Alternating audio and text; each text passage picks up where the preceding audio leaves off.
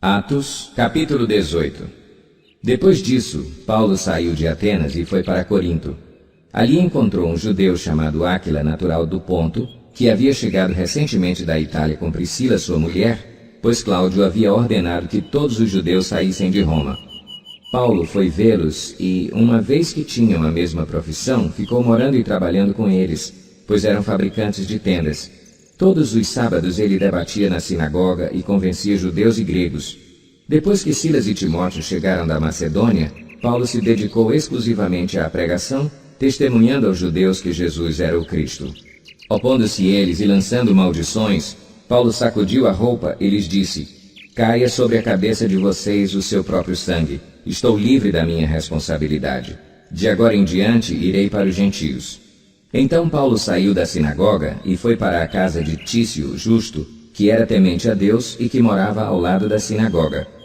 Crispo, chefe da sinagoga, creu no Senhor, ele e toda a sua casa. E dos coríntios que o ouviam, muitos criam e eram batizados.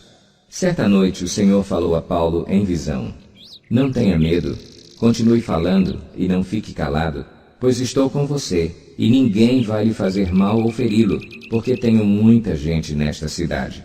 Assim Paulo ficou ali durante 1 ano e meio, ensinando-lhes a palavra de Deus.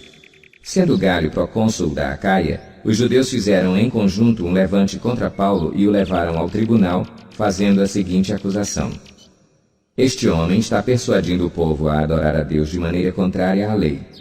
Quando Paulo ia começar a falar, Galho disse aos judeus: "Se vocês, judeus, estivessem apresentando queixa de algum delito ou crime grave, seria razoável que eu os ouvisse.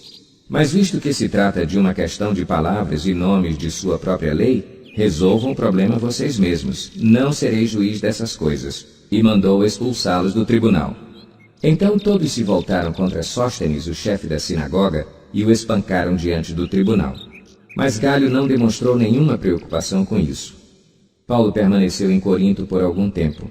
Depois despediu-se dos irmãos e navegou para a Síria, acompanhado de Priscila e Áquila.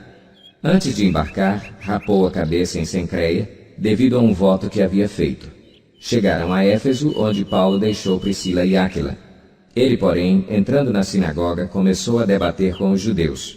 Pedindo eles que ficasse mais tempo, não cedeu, mas ao partir prometeu: "Voltarei se for da vontade de Deus." Então, embarcando, partiu de Éfeso.